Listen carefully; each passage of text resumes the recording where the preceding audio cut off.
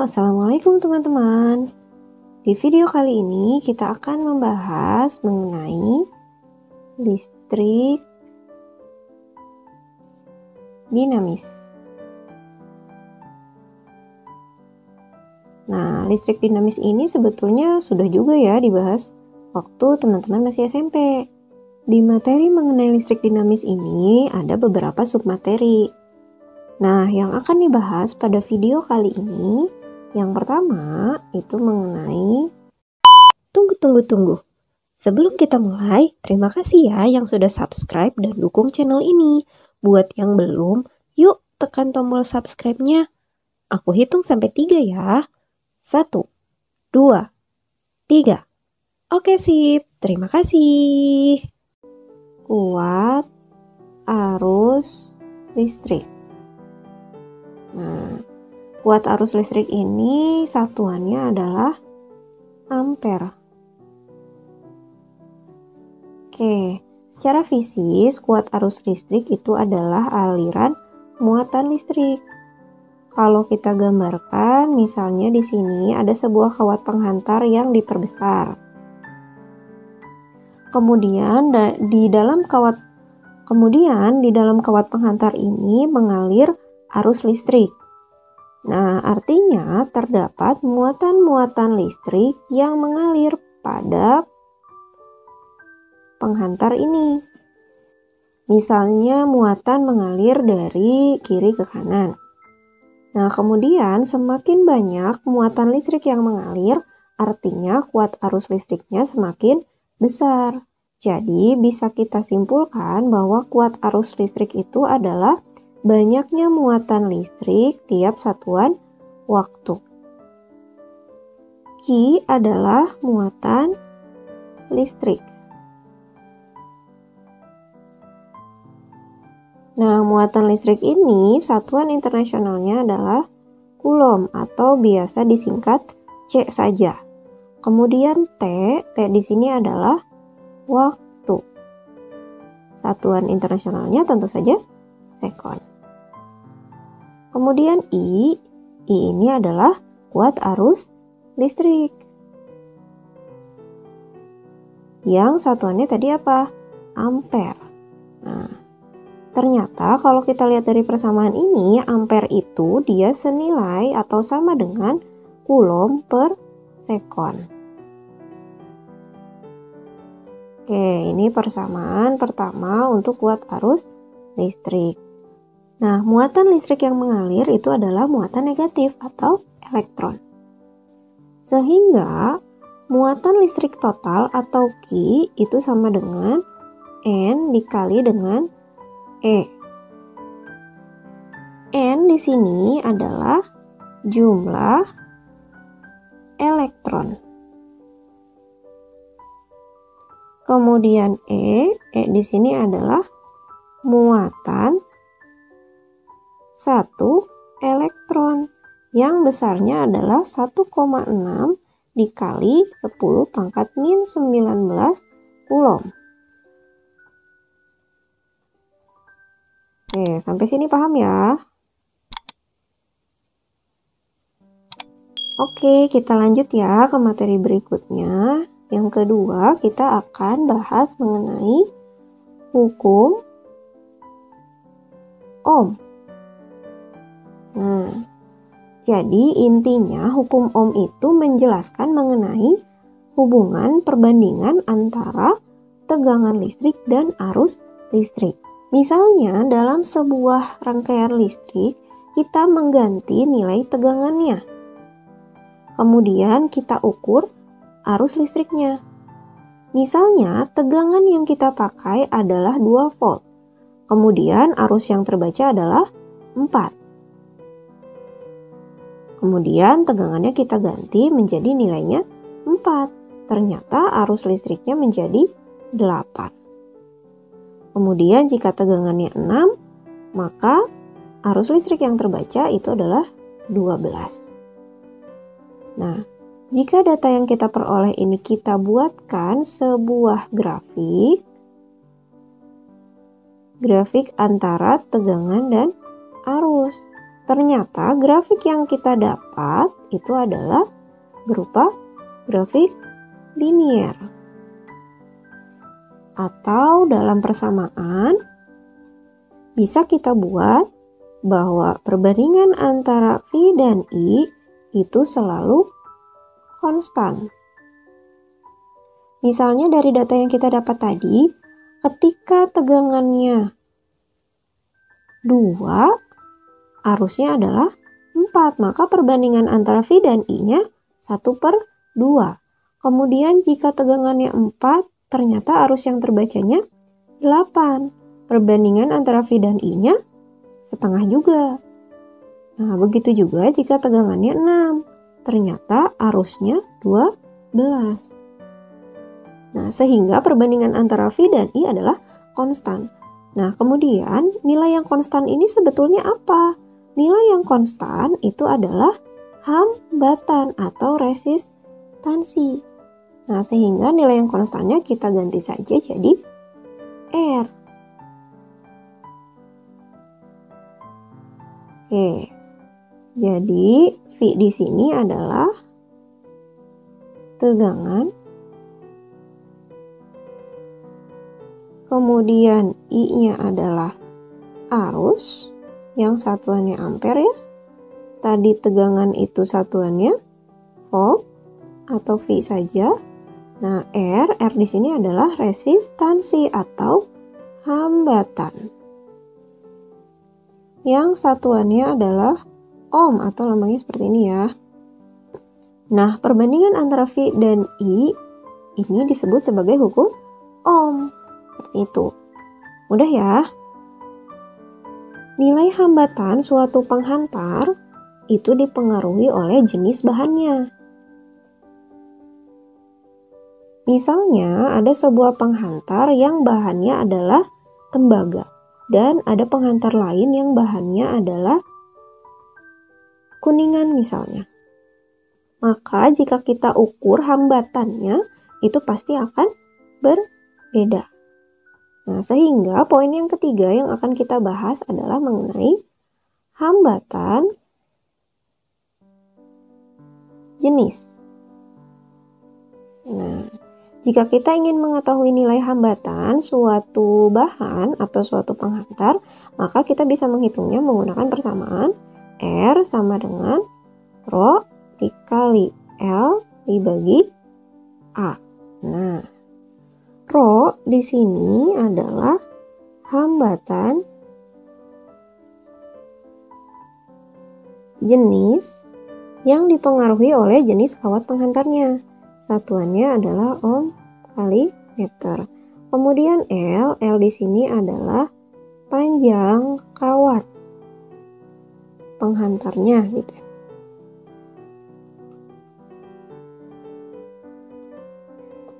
Kemudian L adalah panjang kawat penghantar yang satuannya adalah meter. Kemudian A di sini adalah luas penampang yang satuan internasionalnya adalah meter persegi. Kemudian R di sini adalah hambatan yang satuannya adalah ohm.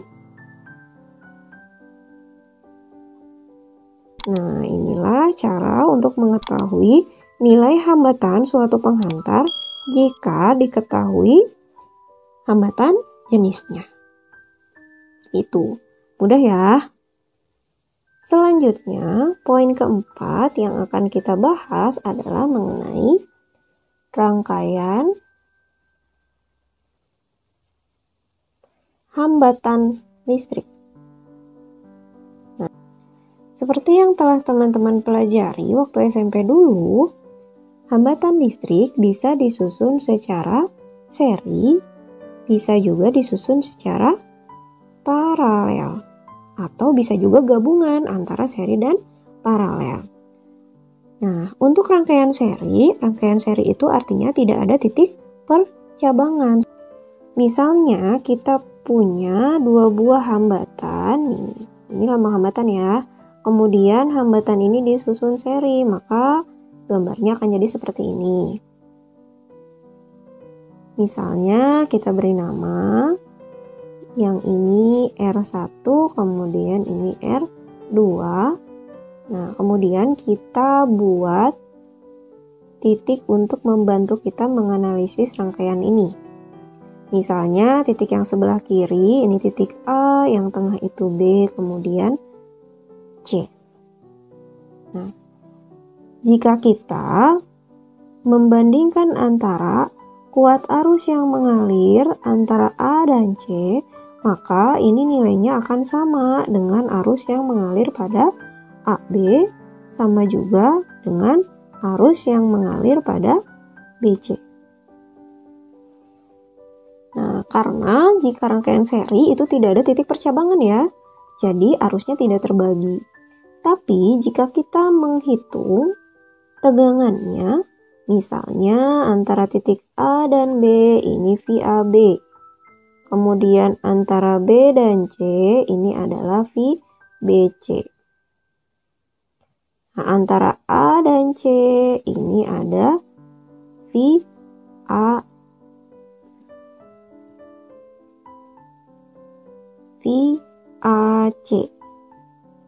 Nah, jika kita menganalisis tegangannya, maka VAC itu nilainya akan sama dengan VAB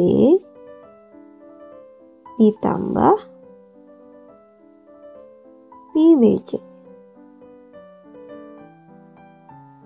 Jika kita mengingat lagi hukum Ohm yang tadi sudah kita bahas, V per I itu sama dengan R, sehingga V sama dengan I dikali R. Nah, kalau kita lihat VAC berarti itu sama dengan apa? IAC dikali R antara A dan C. Sama dengan VAB-nya kita ganti menjadi IAB dikali R antara A dan B, yaitu R1. Ditambah IBC dikali R2. Nah, karena tadi kita sepakat bahwa arusnya sama, maka arusnya bisa kita coret. Sehingga RAC atau R total itu sama dengan R1 ditambah R2. Nah, karena RAC itu disusun seri, maka kita bisa tulis R seri itu sama dengan R1 ditambah R2. Jika hambatannya lebih dari 2, maka tinggal dijumlahkan semuanya. Nah, ini penting. Jadi, untuk hambatan yang disusun seri, maka nilai hambatan totalnya tinggal kita jumlahkan saja. Jadi, yang perlu diingat itu kalau seri, arusnya yang sama. Kemudian, tegangannya dijumlahkan. Oke, sekarang kita lanjut ke rangkaian yang berikutnya, yaitu rangkaian paralel. Nah, rangkaian paralel ini adalah rangkaian yang bercabang. Misalnya, kita memiliki dua buah hambatan yang disusun paralel. Gambarnya akan jadi seperti ini. Kemudian yang atas ini R1, kemudian yang bawah itu hambatan 2. Kemudian kita pakai lagi titik bantu ya. Misalnya dari sini ke sini, ini A, kemudian titik percabangan yang atas ini B, kemudian C, yang bawah ini D, E, kemudian ujung yang sebelah kanan F. Nah, misalnya ada arus yang mengalir. Nah, karena di sini ada titik percabangan, maka arus ini akan terbagi ke atas dan ke bawah. Sehingga nilai arusnya tidak sama.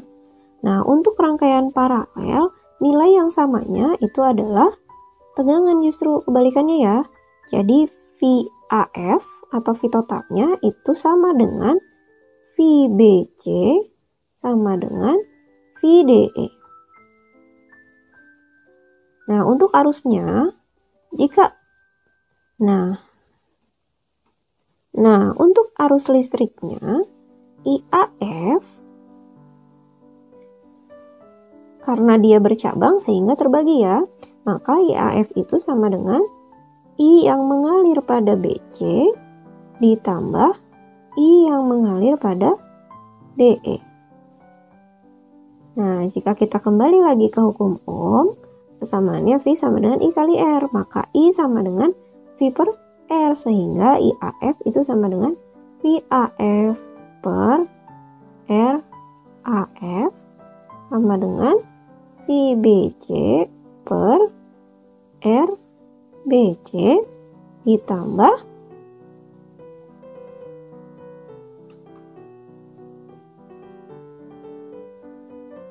R1 ditambah VDE per R2.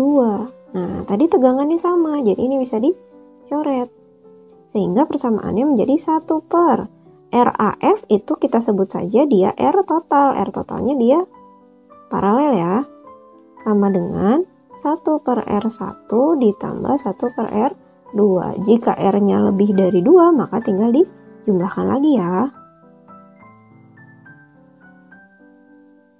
Oke, jadi yang perlu diingat, jika paralel maka nilai apa yang sama? Yaitu tegangan. Nah, yang dijumlahkan adalah arusnya. Seperti itu. Udah ya? Cukup sekian dulu video kita kali ini. Jangan lupa klik like, comment, and subscribe untuk mendukung channel ini. Sampai ketemu lagi di video berikutnya. Assalamualaikum.